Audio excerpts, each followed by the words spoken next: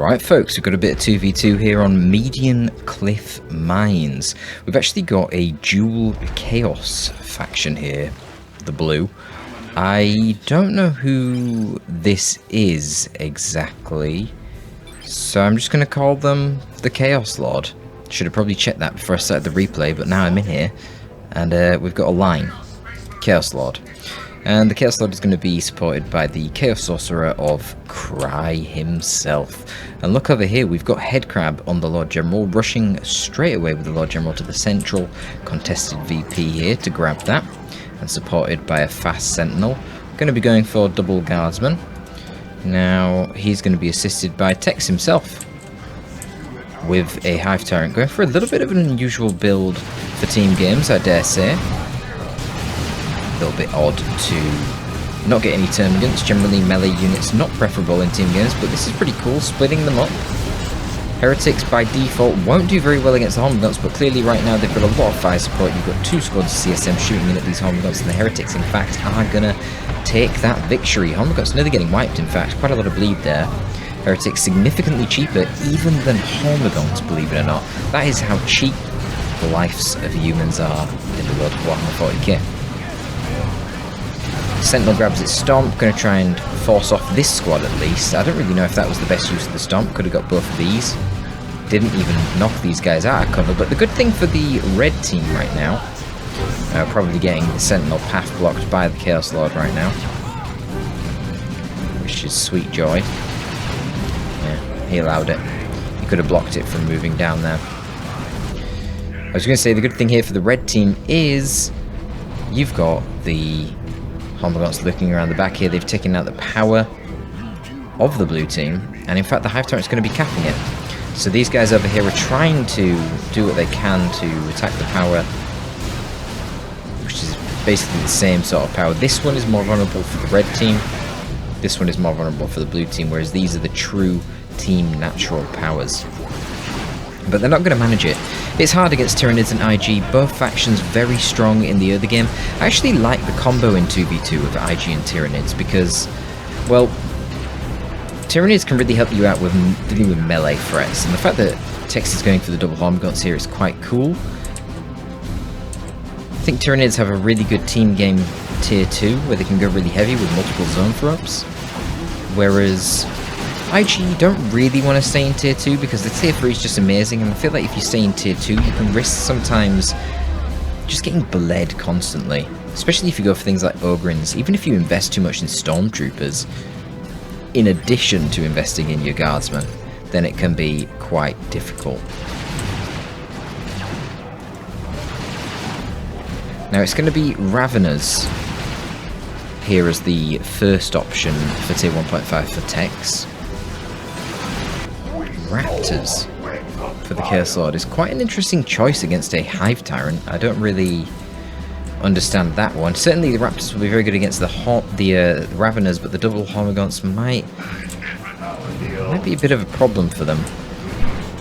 I would assume that Tex is probably going to go for double Raveners so that you can actually focus fire the Chaos Lord.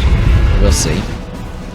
Right now, of course, the Raptors are going to be very good fighting the Imperial Guard because they don't have any Kadishan Devils. Let's have a look at the eco. Honestly, pretty crazy amount of resources there for Headcrab. Surprised he isn't dropping down another generator. Probably should, because it looks like he's just going tier 2. And they are floating right now in terms of requisition relative to power. Tex indeed is going to go for a second Ravener, so it's going to be quite a while till he gets to tier 2. But it works out okay, because you're going to end up with a scenario in which Tex is going to go for quite a heavy tier 1 and should be able to keep the pressure going, whereas Headcrab will use the pressure that his teammate can exert and get to tier 2 early. It's like he did build another gen. Still has the requisition to build another one. I guess he's just wary because he has a very weak force right now that Noise Marines might come down and just absolutely obliterate this place. The good thing for Headcrab is that for some reason the blue team hasn't actually got any Noise Marines, which honestly, I don't know, seems a bit weird. I would definitely, as Cry on this lane with the vulnerable power farm, I would definitely be getting Noise Marines to exploit the vulnerable generators, bobbing up just massively here, which he's kind of getting away with because he is a Lord General. So he's got those medikits to heal his guardsmen. He's not really bleeding a tremendous amount, but it's a bit awkward.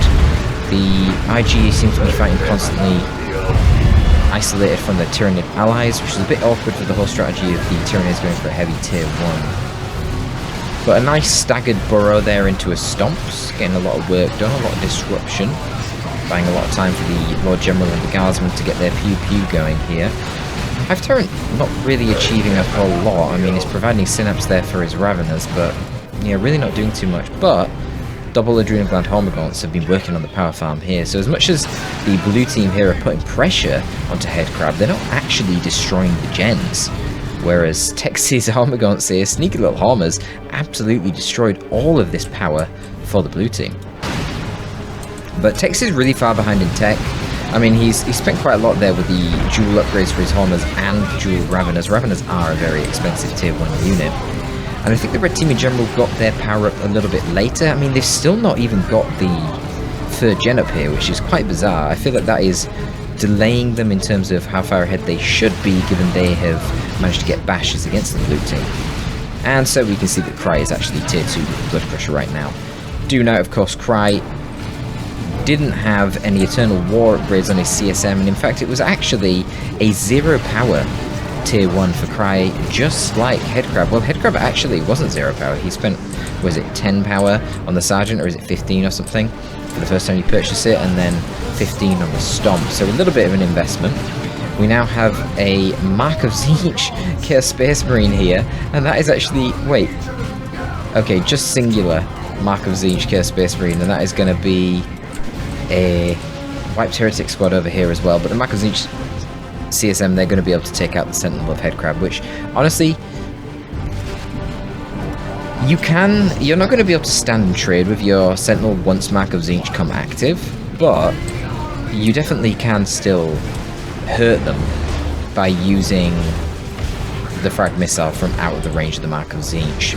So Blood Crusher's just doing a little bit of delaying here, basically buying VP time here for the red team, helping them get more of a VP lead. But the Lord General has now appeared with some Melter Guns, and there's some Stormtroopers who themselves are purchasing a Melter Gun kit, but they're not actually pursuing the Blood Crusher. Really felt like that was a massive mismicro from Headcrab. Should have been able to go over there and grab the Blood Crusher there with a Melter Bomb, which would have been the end of it. And now they're not going to be able to catch it. But let's see. Cry could mismicro it as well. Stormtroopers do reveal themselves out of infiltration here because they're trying to conserve the energy so that they do have enough for a bit of a Melter Bomb. And down here it appears the big blob of CSM is just pushing onwards onto the gen farm. One Corn Chaos Space Marine for Cry. Just getting the Eternal War and the Aspirant Champion on the other one, but oh yeah, this is a bad engagement for these Raveners. Look at them. They don't have any Synapse right now, and the CSM are under the Demon Shield. What's it called? Yeah, Demonic Shield of the Demon Armor. Just giving them a pretty whopping 35% DR against ranged. Add in the fact that these guys are heavy infantry, they've got like 50% more HP in the first place than Raveners. Yep, no chance in a firefight against all this. Raveners need their melee support. Talking of melee support though, the Hormagaunts and the Hive Tyrant are absolutely tearing these Raptors to pieces. I don't know what the Raptors are doing in that fight. Not a good situation for them. Raptors definitely should be hunting down the enemy ranged units, not melee. Heavy turret, what a weird choice. I mean, it's going to zone out the Blood Crusher, and there's a Venom Brood here, so it actually can kill the Blood Crusher. I have no idea why the Blood Crusher went into melee there, that's rather odd. Oh wow, Dark Flames zoning here. Relying on the Corn Chaos Space Marines with their power melee to chop the vehicle armor of the heavy turret to pieces.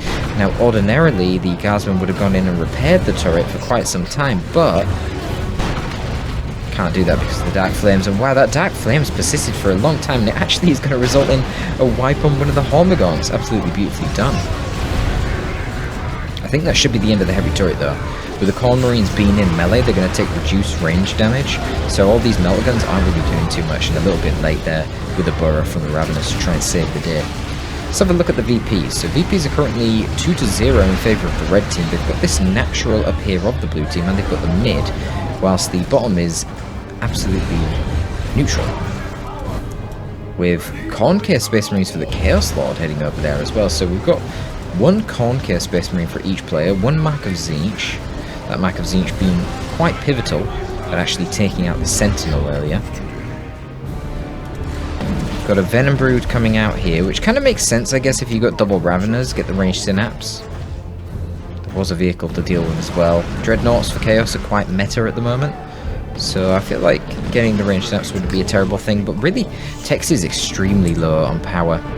Surprisingly, Headcrab not so much. He actually had an amazing economic position to go tier 3 had he not decided to purchase this Stormtrooper squad, and I would not be getting it. I would cancel that and go tier 3 for sure. No upgrades here on the Guardsman, so he is going to really struggle against the CSM. This is obviously a conscious decision. Oh, beautiful Dark Flames in retreat here. Is that going to wipe one of these Guardsmen? Yeah. 1 HP. Yep, gets him. Oh my god, nearly gets both of them. Jesus. If it was slightly more angled this way, that would have got both the Guardsmen. Okay, well, maybe it was a good job that he did purchase that other Stormtrooper squad. Going to be quite difficult to keep these squads alive, though. There's a lot of AoE on the field right now. Remember that the demon armor for the Chaos Sorcerer, it's not, you don't really get it for the demonic shield. I mean, it's an okay utility ability when you fight someone like the IG who rely on range damage, but really the value is the stat buffs that you see here, the energy economy. Plus 20 maximum energy, plus 1.5 energy per second, and recall that Doom Bolts fires 6 Doom Bolts whenever you have 100 or more energy, otherwise it's only 3.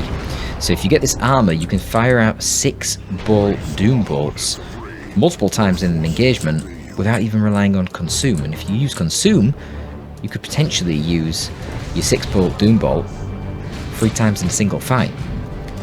And then also remember you've got the Rod of Warpfire with the Warpfire ability that does full damage in retreat. It's very good at the sort of unit formations that blob up quite a lot in retreat, and guess what? Stormtroopers are one of those. So yeah, this is going to be very difficult to deal with. He's going to have a lot of offensive spells that he's just flinging out thanks to the energy economy boosts that he gets from his demon armor. That's why Headcrab really needs to get to tier 3, to be honest. Even the Kassakin will be quite vulnerable. Really, our boy Headcrab needs to get himself a trusty Leman Russ. Because we're not seeing any Plague Marines. We don't even have any Havocs on the field yet, or Blastmaster Noise Marines, so really there's not much to deal with a Leman Russ whatsoever. Quite heavy investment here from the Chaos Lord, which is interesting to say the least. Obviously not very good against the IG here, because they just shoot from afar, but one can assume that the Chaos Lord got this equipment to try and deal with the melee Tyranids. It appears that one of the Homagants was wiped out at some point, along with one of the Raveners, and the other Ravener has now been given the enhanced muscle coil, so basically turning it into a dedicated melee unit. Still wouldn't be any match for Khorne Chaos Space Marines fully upgraded. But the support here, trying to get their disruption, probably need to burrow. Okay, that's a bloodlust from the Chaos Lord player. That's his global that makes every unit in his army start doing more damage every time that they do a ranged or melee attack. And it stacks. So yeah, just get out of that engagement from the Tyranid perspective. Comrades going absolutely crazy right now, wiping another Guardsman squad. There's really nothing they can do. You see, Headcrab opted to not go for Kadashan, so he doesn't really have any anti-melee. He doesn't really have any CC. He doesn't have a heavy weapons team. Not that that would actually be particularly useful, given he's fighting the Chaos Sorcerer. Could just grab Sigil of the Rift and teleport the heavy weapons team around. So I'm a little bit concerned for Headcrab. But honestly, Man of Faith isn't doing that much better. You can see he purchased a Tyrant Guard here, which might be going down. Maybe it'll live.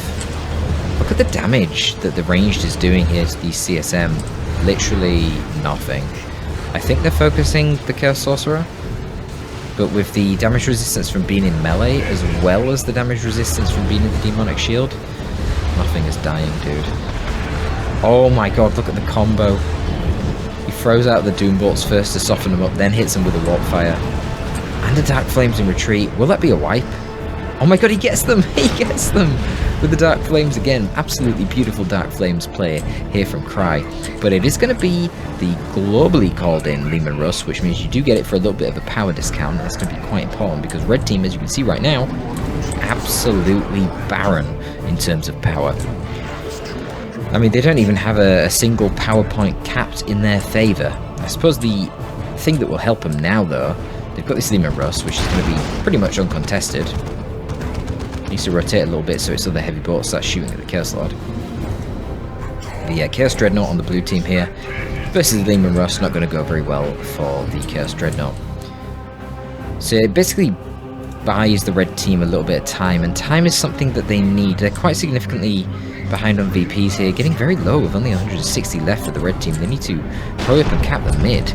Lord General will be rotating to do that. We've got another fresh squad of Guardsmen. They're picking up their Sarge. Obviously needs this Guardsman out on the field to support the Lehman Russ. And they're going to replace their gens over here. They've not even caught the gen farm back down on this side. This has been kind of crazy game in terms of gem bashes. Not really much going on over here, but it makes sense given that this is a more natural farm, and Headcrab did go for a bit of a fast tech. Oh, again, just a beautiful execution there. Uses the warp fire such that it knocks the Lord General in the direction of the Concave Space Marines so that the Khorne Marines can kill the Lord General whilst he's on the floor trying to retreat. Really good use of the warp fire here. And kind of an awful situation there for the Warriors, running into Concave Space Marines and Tzeentch Marines. I mean, you've just got a lot of anti-heavy infantry damage. I'm a bit concerned that the Hive Tyrant won't even make it out of here alive. Okay, he does. Pushes through with his bonded exoskeleton, which is giving him a little bit of vulnerability. The Raptors are going for the kill. Oh my god, double jump. I don't think they're going to get it. He's got too much HP. Yeah. Does give him a nice amount of HP buffs as well. It's not just the invulnerability. Such a good war gear. Don't remember how much this is. I think it's maybe about 40 power or something. It is expensive, but it's definitely worth it. Lehman Russ should be able to hunt down the Chaos Sorcerer here. Just a few more bolter shots. There you go, get some of the bolter. Mainline Battle Cannon Splash will be quite good against the Concave Space Marines here. They're blobbing up quite a bit. Yeah. Metal pistol shots though on rear armor are actually chipping away at the Lehman Russ. Khorne Marines are great at chasing down tanks and transports because they don't take really any damage from the bolters because of their heavy infantry armor. And they're really fast, and all the power melee and plasma shots actually do hurt quite a bit. And then when they're in melee or in combat, they get improved HP regen, which offsets a lot of the damage that they're taking. But down here we've got the Crushing Claw now on the Hive Tyrant, and that is ripping through that Khorne... Sorry, not that Khorne Dreadnought. The normal Chaos Dreadnought. It's not a Khorne Dreadnought, so it's only got 20% melee resist, which was quite visible there. But honestly, Tech's looking like he's struggling right now. Pushed back deep into his base. I mean, he's just fighting some elite units. I feel like these Raptors have been probably the worst unit for the Chaos Lord here. They've not really done anything, and I feel like they've bled quite a lot, and it's probably hurting his economy, and the reason he's stuck in tier 2.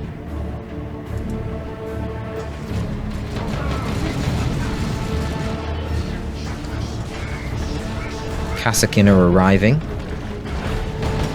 So Headcrab's getting a pretty elite army now. He's got that classic IG late game 1-2, the Lehman and the Kassakin. Oh, shit, I didn't even see this. There is a Land Raider Phobos on the field for Cry, so... Yep, that's going to be able to deal with the Lehman Russ quite easily. Fortunately, the Lehman Russ does have a Vanquisher, which will aid it. I think these last cannons are about range 48 or something. They're 44 or 48, so the range 55 Vanquisher does have a good advantage there. Kassakin pew-pewing away at the Chaos Space Marines. They trade quite well against them, but if they weren't in cover, the CSM would definitely be able to punch back. It was a nice use of cover. Once again though, Raptor's going quite deep there and probably gonna get bled a bit. Is that a rocket run? Must be right, he's on no red. Oh no, it's screwing past this barrage. Okay, fair enough. I mean, I wonder what he's spending his red on. The Headcrab. Oh wow. Chaos Sorcerer teleports forward and warps in the Phobos. He's now attempting to path block the Lehman Russ with his Chaos Sorcerer. Lehman Russ really shouldn't have been exposing its arse like this, and Phobos should be able to get that last cannon shot, surely. Come on. Ooh, yeah, he just got it before getting snared by... What even snared that? Oh, that was... No, it's not even a snare. It was just a crack grenade from the Cadian Kassakins, who themselves are nearly killed now. One of the guardsmen that was purchased got wiped out by the Corn Chaos Space Marines there. They're going to have to run away. Level 4 Corn Chaos Space Marines. And I don't know, there was a fair bit of damage coming into this Land Raider Phobos. I'm not exactly sure what it was. Maybe the Tyrant Guard was hacking away in melee there. Looks like the Tyrant Guard itself is going to go down though. Where did the Sorcerer die? Okay, the Sorcerer has died here, so that means the Leman Russ itself is going to be able to take out the Phobos because it can't warp away. So pretty hectic goings on there. Of course, there's no counter to the Leman Russ right now. The Phobos was the only counter. Hilariously, Cry's just going to replace his Phobos. So these guys are back to square one. Headcrab replacing his Leman Russ and Cry just getting his Phobos out. But the thing is, the Phobos does have a very long build time.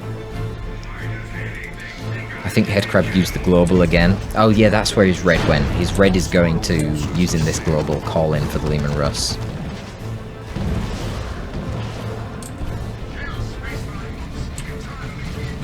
So all this time that we're waiting for the Phobos to come out from the blue team, it's an opportunity here for the red team to sort of buy some time. Because they are really down on VPs right now. 54 VPs is not great. Ravenous Homers and Warriors all going to be jumping on Siege Chaos Space Marines. It's a pretty bad day for them. You got some Gene Stealers of Tex guarding the natural VP as well. I'm not sure how well they'll do though against level 3 KCSM. Not sure. What's this? Oh, there. Wait, what? He built another Siege Chaos Space Marine squad? That's weird. That's a bad idea. That's too much commitment. He's going to be vulnerable to melee. It's going to really come down to Cry versus Headcrab over here then. The fucking CSM man. Getting right in their face. And another Dark Flames. Is that going to wipe the heavy weapons team? Oh, it looks like it will. Just beautifully executed. There's nothing else to say. Beautifully done. That heavy weapons team surviving could have been a problem if it upgraded to a las cannon and snared this Land Raider. And flanking Venom Brood here. Getting a bit of chip. Well, they're doing pretty well because the Phobos can't really stop to focus fire them. Yeah, it needs to deposit some, what's this, heretics to run into melee or something? Yeah, you've got Pawn Marines here too. Probably wants to back off now. Kassakin could equip melter guns, but it seems they don't want to. Another crack grenade going in. Leman Russ is contributing. It's got to be a creeping Basilisk barrage. I don't really know what the point of that was. There's not really any infantry support here. All he's done is actually knock over the Rippers, which would have snared the Phobos. So, pretty bad play, to be honest. I think he might have just lost, the Chaos Lord might have just lost some heretics. I do like the Plague Marine choice. That is actually quite a strong choice here because the Leman Russ is the main problem. But the Phobos really does not need to be shooting at a shield wall Tyrant Guard, it needs to be shooting at the Leman Russ. The Phobos will be outranged by the Leman Russ, but it will generally trade very effectively if they actually are within range to trade with one another. Well, this 200 melee is doing pretty well. This is what I mean, like, why would you go double Siege Chaos Space Marines? You're just going to get overrun by melee, and that's exactly what happened. Ironically, he would have actually been better off going double Corn Chaos Space Marines. But there you go, must have been a blood sacrifice here as well. Not really achieving a whole lot. And it looks like the Phobos wasn't focusing on the Leman either. Like it's shooting at Raveners, it's shooting at Hive Tyrants. Weird.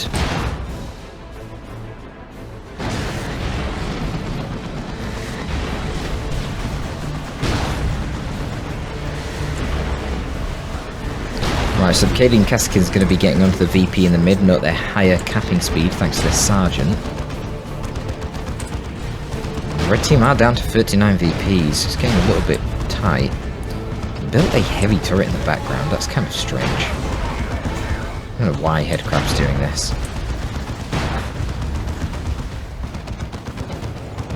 Chuck a frag grenade, kills a Corn Marine. And they got to get out of there.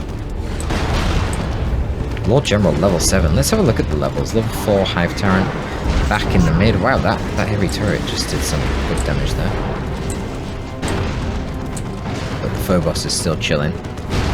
What's the plan? Infiltrated with the Tzeentch Worship. Open up on the Lemur, get some good damage. But there's a Venom Brood here too, that's a lot of AV. Yeah, the heavy turret's actually in range. That was pretty stupid, to be honest, Cry. I don't know what the plan was there. Coming out of infiltration when you had about 30 HP and you knew the heavy turret wasn't dead. This is a Vanquisher Lehman Russ and there's literally a Venom Brood stood there. I don't understand what that play was from Cry. Cry is looking to be in a terrible position right now. Looks like his CSM have been bleeding quite a bit. Hasn't even replaced the aspiring champion on this squad of CSM, and yeah, he's kind of out of resources. Not going to be another Phobos for a very long time. He didn't manage to kill the Lehman Russ. He didn't focus it at all with the Phobos. I don't know what he was doing. It's very strange. Now we do see some bloodletters coming out of the Chaos Lord, which, yeah, could have done with them before instead of the Zinch Chaos Space Marines. The third CSM squad. That was a really weird purchase.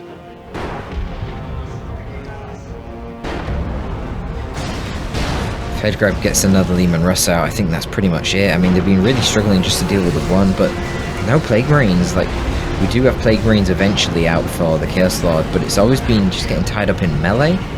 Nicer base. Is that getting wipes? Can't tell if that wiped out anything relevant or if it was just like rippers or something. I feel like something did just wipe out. Well, it pushed them away, but they're still not able to cap the mid of the blue team. They are capping the bottom. Made the Gene Stealers run home. Building a shrine to fortify the location, but I feel like these Plague Marines really need to be going with Cry to do something to dissuade the Lehman Russ. And honestly, you know, when the Phobos was around, these guys should have been hitting that Lehman to snare it and then let the Phobos stay in range and just beat it down in a trade.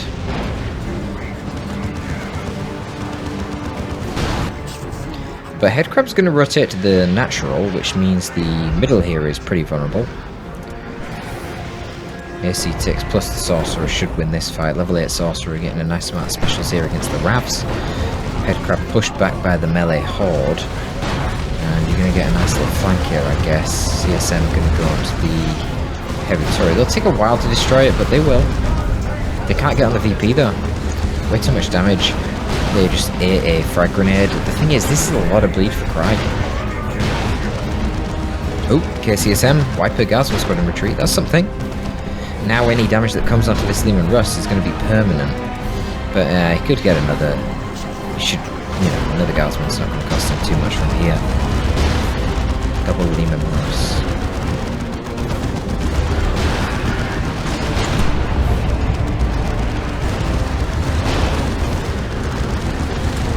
Subjugated Gene Stealer, sending them after the Warrior Brood to try and proc some backlash. Not really going to work out. The Hive Tyrant just rips the Chaos Lord to pieces in melee. And even a bunker down by Headcrab. Oh, a repair bunker is the plan. Forget the Guardsman, just a repair bunker. Did he just get backlash with Doom Bolts? Looks like he did. Probably a dead Sorcerer though, that. Yeah, Tyrannid melee spam is pretty deadly.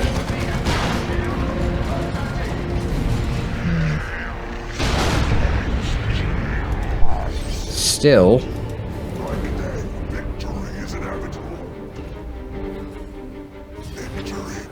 2-to-1 cap for the blue team, very limited. They're not going to get it, are they? They're not. Why have they not got units near the VPs? The red team. Oh, Tex, man. What the heck?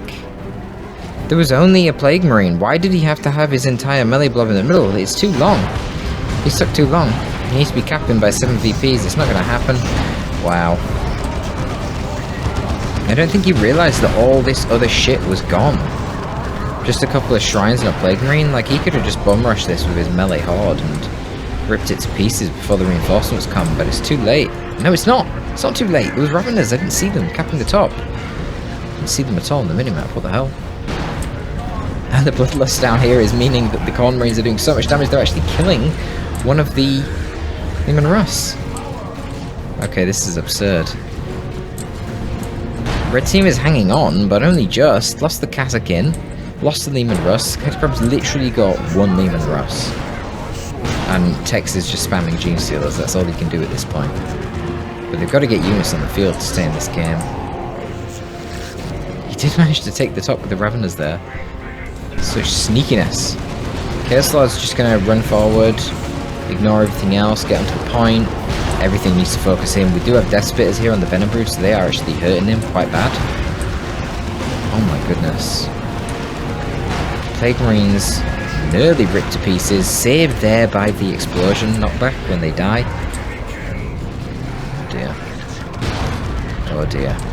There's going to be a lot of disruption here coming onto the Chaos Sorcerer. Chaos Sorcerer might just be able to cap through this. Probably not the Regine Stealers. They should proc special attacks, yeah, which disrupts the capping.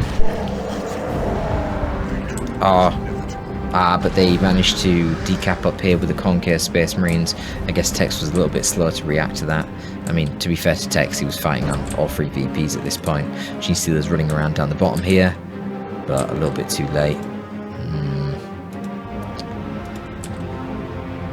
Hectic. I don't know. I feel like there were so many situations where both teams made serious mistakes. Cry made some amazing plays this game with the Dark Flames, and nice to see the Spellcaster build on the Sorcery. You don't see it too often. Honestly, it is kind of brain dead good in a team game. You know, just sit back, use the range damage on your Rod of Warp Fire, and just blast the enemy with your Warp Fire ability and your Doom Bolts. Well, there you go, folks. That's all from your boy Torpid this time. I need to get off because I can't even speak. Thank you for tuning in. Torpid signing out.